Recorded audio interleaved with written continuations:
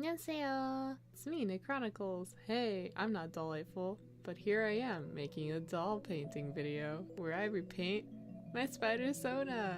I'm using that one. I forgot her name. Batgirl. It's a DC Supergirl's Batgirl. It's a lot different, but I'm going to be doing the same style where I paint the body. Like they have it sculpted here, but I'm not sculpting because I'm lazy.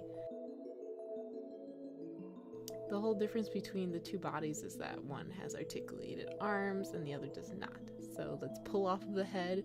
I'm dumb and I don't dunk these in hot water before I pull them off of their fucking necks. So I just got lucky and didn't break the neck peg. So it's good on me. And now we're gonna chop off the head. I mean the hair, not the head. We already chopped off the head.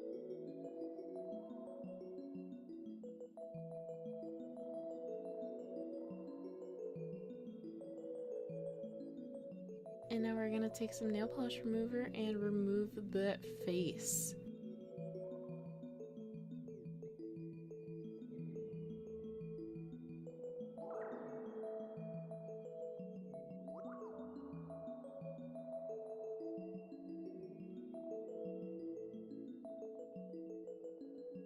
And she's clean.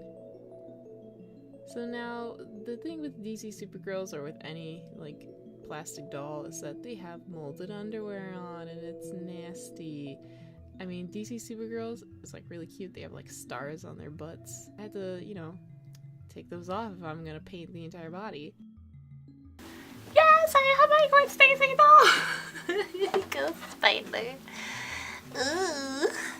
She's, like, a little bit smaller than the DC girls dolls, but so now we're just gonna sand off all the places that I basically carved off.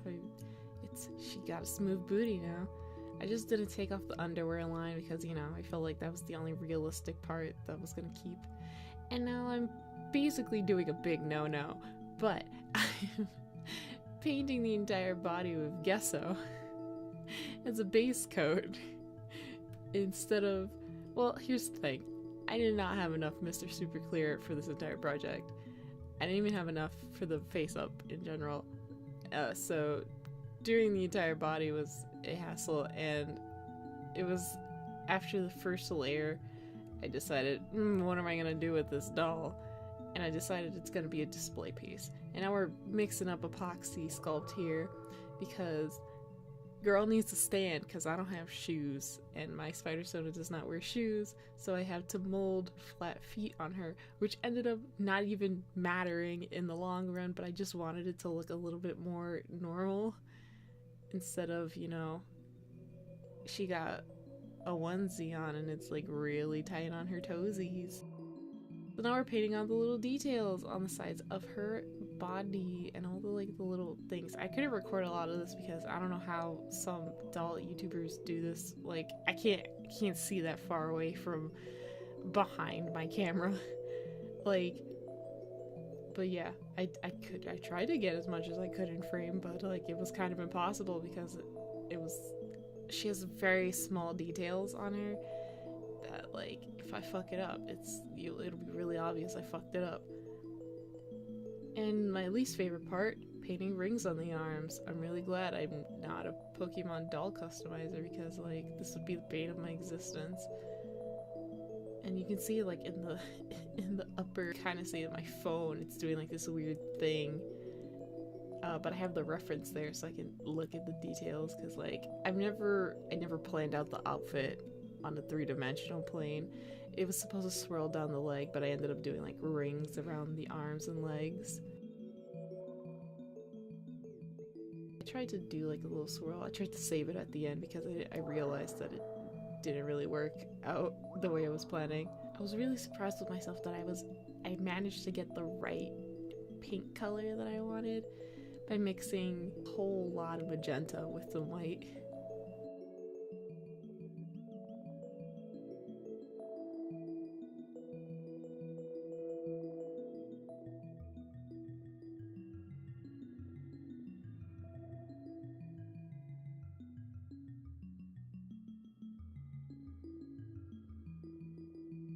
The hardest part was probably drawing this little spider symbol without fucking it up. By fucking up, I mean trying to remember what it looked like, because I was on call with Caitlin. She interrupted me while I was filming once more. On the 30. Gotta get that spider. Every time I draw her symbol, it looks less and less like her symbol each time.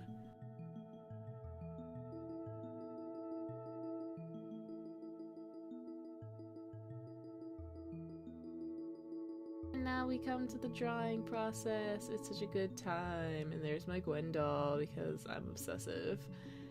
So I did the base off camera because, yeah, I can't see. And now you can see where I started filming at night because it started getting dark and I wanted to finish this doll within a week's time. And I managed to finish this doll in like 3 days, which was a bad idea because I inhaled toxic fumes for a long time. But yeah, here you can see me struggling because I fucked up the blush. What's new, Scooby-Doo? And I did the lips, and I did the chin, and I did the eyebrows, which again I fucked up on because, you know, what else is new? I did them way too thick in the beginning. Like they're look at them, they're the bean brows, and I don't draw her with bean brows, so I have to take my sexy mechanical pencil eraser because I didn't feel like looking for my retractable eraser. And then I come in with some Hexy watercolor pencils, which barely show up, but the thought is still there that I tried to make something happen. And now I'm gluing on the fur collar and fur lining of the shoe, the top of the bottom shoe, I don't know. But yeah, her fur collar, which is like, I found this fur like perfectly. It was the top part of a plushie I had that was for Christmas, and like the little pom-pom came off, and it was the perfect size for just like embellishments. And I was like blown away by how like perfect the sizing was for this doll. I was like, you came in clutch, sloths. Came in clutch. Always there for me. And yeah, so I did it on both feetsies. I don't know, this is like the cutest thing ever. I love her outfit so much. It's so much fun. Oh, you could also see how I added other little details into the legs off camera. And now we're back at it again in Eye Color Town because, you know, I'm impatient. I didn't wait for this to dry at all. I tried to do all the acrylics in one coat and, you know, in between.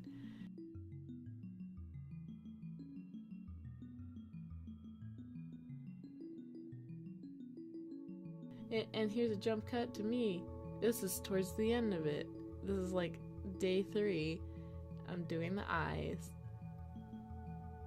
I laid on a little bit too thick, so I had to go in with like a little like tool, little metal tool to like scrape off bits of the eye stuff so that it would look natural. But yeah, that's the finished look. And guess what? Your girl somehow manages to fuck it up immediately after this clip. Stay tuned. But look how nice it looks.